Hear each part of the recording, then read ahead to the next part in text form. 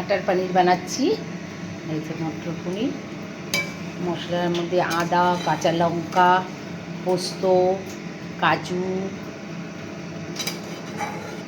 একটু চারমগজ সব পেস্ট করেছি, টমেটো গোটা নিয়ে একটু কস্তুরি মেথি দিয়েছি।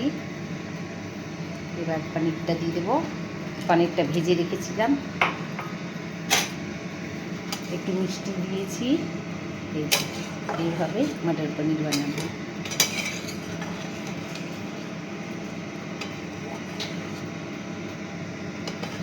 নামিয়ে একটু বাটার দিয়ে দেবো।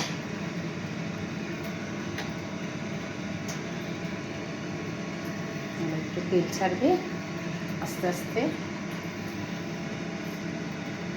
এইভাবে মটর পনির বানালাম। ভালো লাগলে লাইক শেয়ার করবেন, কমেন্ট করবেন।